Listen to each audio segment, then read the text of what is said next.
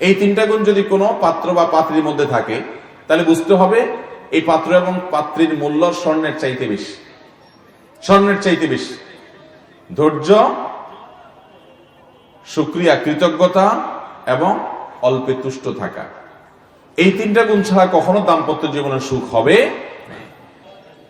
বিশেষ করে একজন মুসলমান হিসাবে আমাদেরকে কোরআনের দিকে তাকাতে হবে, সুন্নতে রাসূলের দিকে তাকাতে হবে, যে কোরআনের কোন আয়াতের ইমপ্লিমেন্টের অভাব হচ্ছে, রাসূল করিম সাল্লাল্লাহু আলাইহি সাল্লামের কোন সুন্নাহটা সমাজ থেকে বিলুপ্ত হওয়ার কারণে আজ আমাদের দাম্পত্য জীবনে এই ভয়াবহ অবস্থা বিরাজমান, যে আমাদের মধ্যে সুখ শান্তি দাম্পত্য জীবনে যতটা কাঙ্ক্ষিত ছিল, যতটা আমরা এক্সপেক্ট করতাম, ততটা হচ্ছে না। কেন? এই পরিমাণ কলহ, এই পরিমাণ বিবাদ, এটা এই দেশের আদালতে ব্যক্তিগত মামলা মোকদ্দমা যেগুলো যায় সেগুলোর দিকে তাকালে যেরকম বোঝা যায়, ঠিক একইভাবে আলেম ওলামাদের কাছে যে সমস্ত মাসআলা আসে এবং কাউন্সেলিং এর জন্য যে সমস্ত মানুষরা আসা যাওয়া করেন, তাদের সে বিষয়গুলোর দিকে তাকালে আমরা বুঝতে পারি। এবং যারা বিভিন্ন পর্যায়ে জনপ্রতিনিধি আছেন, চেয়ারম্যান, মেম্বার, কাউন্সিলর, তাদের কাছে যে পরিমাণ বিবাহ ভঙ্গের বা দাম্পত্য কলহের বিচার, সালিশ নালিশ যায়, সেগুলোর দিকে তাকালে দিনের আলো মতো পরিষ্কার হয়ে যায় যে আমাদের দাম্পত্য সম্পর্কগুলো খুব একটা ভালো হচ্ছে না। আমাদের দাম্পত্য জীবনে যে সুখ শান্তি হওয়ার কথা ছিল সেটি হচ্ছে না। কারণ কি? আল্লাহ রাব্বুল আলামিন তো আমাদেরকে দাম্পত্য জীবন দিয়েছেন সুখের জন্য, শান্তির জন্য। আল্লাহ রাব্বুল আলামিন কোরআনে কারীমে আদম আলাইহিস সালামকে সৃষ্টি করার পর তিনি যখন মনমরা হয়ে থাকতেন, তার সঙ্গী হিসাবে হাওয়াকে সৃষ্টি করেছেন। এই যে হাওয়াকে আল্লাহ তাআলা সৃষ্টি করেছেন, হাওয়াকে কেন সৃষ্টি করেছেন? আল্লাহ রাব্বুল আলামিন পুরুষদের সঙ্গী হিসাবে স্ত্রীগণকে কেন সৃষ্টি করেছেন সে বিষয়ে আল্লাহ তাআলা বলেছেন লিতাসকুনু ইলাইহা। এটা আল্লাহ তাআলা সৃষ্টি করেছেন যাতে করে মানুষ স্বামী তার স্ত্রীর কাছে গেলে প্রশান্ত হয়, স্ত্রীর ঘরের সমস্ত কষ্টগুলো স্বামী বাহির থেকে আসলে সেটা লাঘব করতে পারে। এই উদ্দেশ্যে আল্লাহ রাব্বুল আলামিন বিবাহ বন্ধনে আবদ্ধ হওয়ার এই ইন্তজাম, এই সিস্টেম রেখেছেন, এই পদ্ধতি রেখেছেন। কিন্তু দুঃখের বিষয় হলো যে আমাদের পরিবারগুলোর দিকে তাকালে দেখা যায় যে আমরা এর উল্টো মেরুতে হাঁটছি। প্রিয় নবী সাল্লাল্লাহু আলাইহি ওয়াসাল্লাম তিনি যখন হেরা গুহায় জিবরিলকে দেখলেন তার আসল অবয়বে, নবী সাল্লাল্লাহু আলাইহি সাল্লামকে যখন বুকের সাথে চেপে ধরে পড়ার জন্য নির্দেশ করেছেন ইকরা, তখন নবী করিম সাল্লাল্লাহু আলাইহি সাল্লাম অনেকটা ভড়কে গেলেন। এই যে তিনি ভয় পেয়ে গেলেন, ভড়কে গেলেন, তার গায়ে জ্বর চলে আসলো। নবী করিম সাল্লাল্লাহু আলাইহি ওয়াসাল্লাম এরপরে বাসায় চলে আসলেন। এসে উম্মুল মুমিনিন খাদিজা রাদিয়াল্লাহু তাআলা আনহার কাছে এসে বললেন জাম্মিলুনি জাম্মিলুনি, আমাকে কম্বল চাদর দ্বারা আবৃত করো। তিনি ভয় পেয়ে গেছেন। খাদিজা রাদিয়াল্লাহু তাআলা আনহার ভূমিকা তখন কি ছিল কোরআনে উল্লেখ হয়েছে আমরা জানি। খাদিজা রাদিয়াল্লাহু তাআলা আনহা নবী সাল্লাল্লাহু আলাইহি সাল্লামকে তখন সান্ত্বনা দিলেন। হাদিসে রাসূলের মধ্যে বর্ণিত হয়েছে, তিনি বলেছেন কাল্লা লা ইউখজিকাল্লাহু আবাদা, আপনার টেনশনের কোনো কারণ নেই, আপনি কোনো পেরেশান হবেন না। আপনি যে সমস্যার কথা বলছেন যে আপনি ভড়কে গেছেন হেরা গুহায় জিবরিলকে দেখে, আপনার ভয়ের কোনো কারণ নেই। কারণ ইন্নাকা তাহমিলুল কাল, আপনি এই কাজ করেন, ওই ভালো কাজ করেন, মানুষের বিপদ আপদে দূরে আপনি সহায়তা করেন, আপনি মানুষের বোঝাটা বহন করে দেন, আপনি পরোপকার করেন। এরকম মানুষকে আল্লাহ তাআলা বেইজ্জত করেন না, করবেন না আল্লাহ তাআলা আপনাকে। খাদিজা রাদিয়াল্লাহু তাআলা আনহা নবী সাল্লাল্লাহু আলাইহি সাল্লামকে সান্ত্বনা দিলেন। এমন সান্ত্বনা দিলেন নবী করিম সাল্লাল্লাহু আলাইহি সাল্লাম স্বাভাবিক হয়ে গেলেন, তার ভয় দূর হয়ে গেল। তাহলে স্বামী স্ত্রী একে অন্যের সঙ্গী হবেন, সঙ্গ দিবেন, বিপদে সুখে সবকিছুকে ভাগাভাগি করবেন। এই জন্য আল্লাহ তাআলা দাম্পত্য জীবন দিয়েছেন। নবী করিম সাল্লাল্লাহু আলাইহি সাল্লাম বাহিরে পেরেশান হলে বাসায় আসতেন সে পেরেশানি দূরের জন্য, স্ত্রীর কাছে আসলে পেরেশানি দূর হতো। আর আমাদের অবস্থা হলো আজকাল বাসায় স্বামী স্ত্রী ঝগড়াঝাটি করে, মারামারি কাটাকাটি গন্ডগোল ফাসাদ করে, এরপরে বাড়ি থেকে বউ বের হয়ে বাবার বাড়ি চলে যায়, আর স্বামী বের হয়ে কোনো বন্ধু বান্ধবের কাছে বা অন্য কোথাও চলে যায়। এই হলো আমাদের দাম্পত্য জীবনের অবস্থা। মোহতারাম হাজরিন, এই দুরবস্থার প্রথম এবং প্রধান কারণ হলো যে আমরা বিবাহের ক্ষেত্রে দিনদারিতাকে প্রাধান্য দিচ্ছি না। বিবাহের ক্ষেত্রে দিনদারিতাকে প্রাধান্য দিচ্ছি না। বিবাহের ক্ষেত্রে দিনদারিতাকে যদি প্রাধান্য না দেই, তাহলে কখনো দাম্পত্য জীবনে সুখ শান্তি আসবে না। দাম্পত্য জীবনে যদি আমরা সুখী হতে চাই, তাহলে সব কিছুর আগে আমাকে ধার্মিকতা, দিনদারিতা, এটাকে প্রাধান্য দিতে হবে। তাহলে এটা হবে দাম্পত্য জীবনের সুখে জীবন যাপন করবার জন্য প্রথম পদক্ষেপ।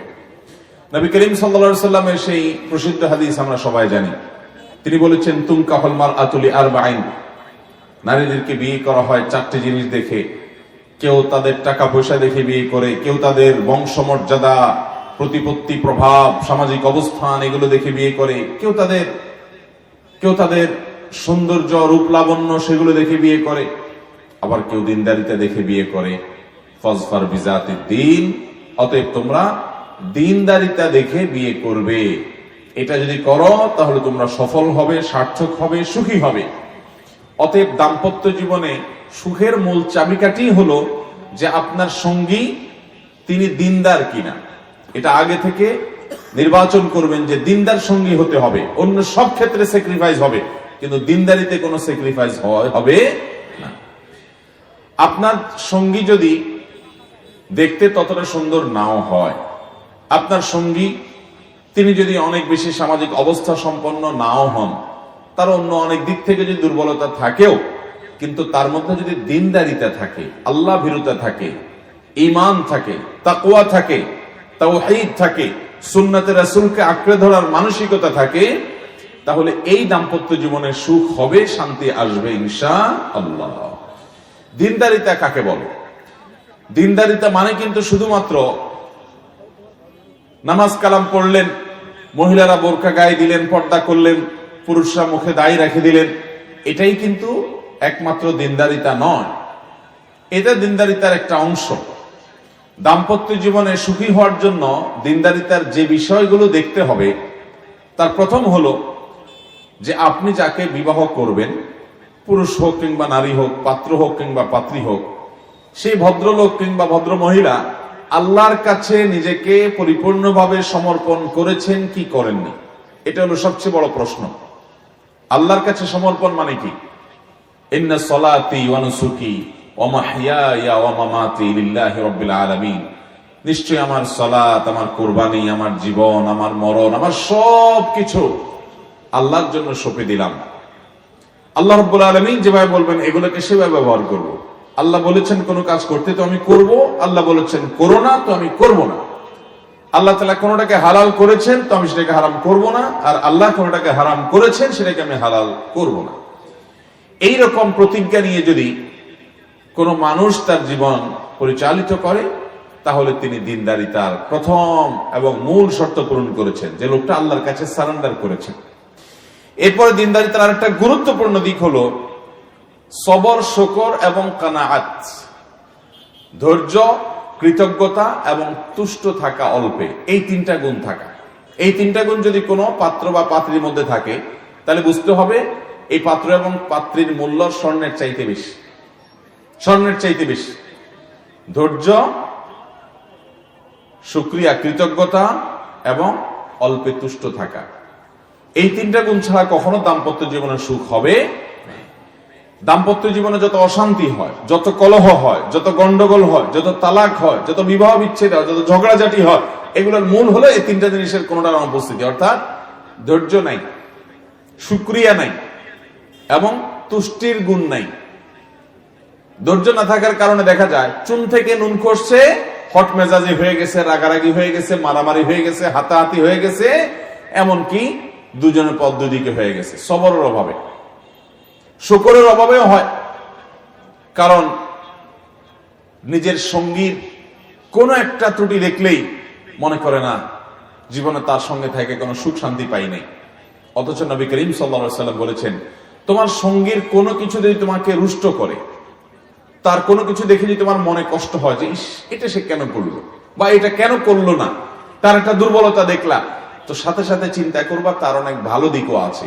মনে রাখবেন, পৃথিবীতে এমন একটা মানুষও নেই, এমন একজন মানুষও নাই যে মানুষটার কোনো ভালো গুণ নাই, সবই খারাপ গুণ। এমন কোন মানুষ হতে একটা হলেও ভালো গুণ আছে। আপনি খোঁজার চেষ্টা করেন, তার যদি কোনো কিছু দেখে অসন্তুষ্ট হন তাহলে বের করার চেষ্টা করেন তার কোন গুণটার কারণে আপনি সন্তুষ্ট হতে পারেন, তাহলে দেখবেন যে আপনার মধ্যে আর কোনো অশান্তি তৈরি হবে না। নবী করিম সাল্লাল্লাহু আলাইহি সাল্লাম তার স্ত্রীগণ, এতজন স্ত্রী ছিলেন, তাদের সাথে দাম্পত্য জীবনে তার কোনো বিষয় নিয়ে বুঝের গরমিল হয় নাই, কোন প্রকার, সব বেটে বলে হয়ে গেছে, যা চাইছেন তাই হয়ে গেছে। ব্যাপারটা কিন্তু সেরকম না, টুনটান হয়েছে। নবী সাল্লাল্লাহু আলাইহি সাল্লাম অভিমান করে বাসা থেকে এসে মসজিদে পড়ে আসেন, সাহাবীরা দেখে বুঝতে পারছেন যে কিছু একটা হয়েছে। আল্লাহ তাআলা স্বয়ং কোরআনে সূরা মুজাদালা নাজিল করেছেন, কোরআনে বহু আয়াত নাজিল করেছেন সে বিষয় নিয়ে। তো দাম্পত্য জীবনে টুনটান হবে, কিন্তু একজন কৃতজ্ঞ স্বামী, একজন কৃতজ্ঞ স্ত্রী সেগুলোকে বড় করে দেখবে না। মানুষ হিসেবে মনে কষ্ট হবে, এটা স্বাভাবিক, কিন্তু সে একটা বিষয় কষ্ট পেলে চিন্তা করবে আমার স্ত্রীর অন্য আরেকটা গুণ ভালো আছে। তিনি রান্নাটা ভালো করতে পারেন না, তো তার চেহারাটা সুন্দর আছে। চেহারাটা সুন্দর নাই, তো তার পড়ালেখার গুণটা ভালো আছে। পড়ালেখার গুণটা নাই, তো তিনি কেয়ারিং, খুব যত্ন নেন। এটাও নাই, তো তিনি সচ্চরিত্রবান, চরিত্রের সমস্যা নাই। বহু মহিলা চরিত্রের সমস্যা আছে, অনেক স্বামী সেটা সাফার করছেন, বলতে পারছেন না লজ্জায়, আমার স্ত্রী অন্তত এই সমস্যাটা নেই। এরকম কোনো না কোনো ভালো দিক আছে না নেই? ঠিক একই কথা স্বামীর বেলায়ও প্রযোজ্য, যে নারী তার স্বামীর ব্যাপারে অভিযোগ করতে করতে শেষ। কিছু অমানুষ থাকে যে হ্যাঁ তাদের সাথে বসবাস উপযুক্ত না, এরকম রেয়ার কিছু থাকে, কিন্তু বেশিরভাগ ক্ষেত্রে আপনি যে অভিযোগ করবেন যে আপনার স্বামী অলস, উপার্জন করে না, আপনার কষ্ট হয়, বাপের বাড়ি থেকে অনেক সময় হেল্প নিতে হয়, সে আপনার পরিশ্রমী না, বুঝলাম আপনার এই কথা সত্য, কিন্তু লোকটা হয়তো চরিত্রবান। কত বোন আছেন তাদের স্বামী দুহাত ভরে টাকা ভর্তি করে নিয়ে আসে, কিন্তু স্বামীগুলো সব পরকীয়া আসক্ত, পরনারীতে আসক্ত, অমানুষ। এই মহিলার জীবনটা জীবন্ত জাহান্নাম হয়ে যায়। তার স্বামীর ব্যাংক ব্যালেন্সের অভাব নাই, টাকা পয়সার অভাব নাই, ঘর ভর্তি জিনিসের অভাব নাই, কিন্তু স্বামীর রোগ কি? পরকীয়া করে। স্বামীর রোগ কি? এই যে পরকীয়া করে, এই কারণে কি ওই মহিলা সুখে আছে? তাহলে যে বোন মনে করছেন যে আমার স্বামীটা অলস, উপার্জন করে না, বুঝলাম তার ত্রুটি আছে, কিন্তু আপনি দেখার চেষ্টা করেন তার গুণটা কি আছে। আপনি যদি সারা জীবন শুধুমাত্র ত্রুটি দেখেন, আপনি কখনো সুখী হতে পারবেন? সব সময় মানুষের ভালোটা যদি আপনি দেখেন, তাহলে আপনি নিজে সুখী হবেন।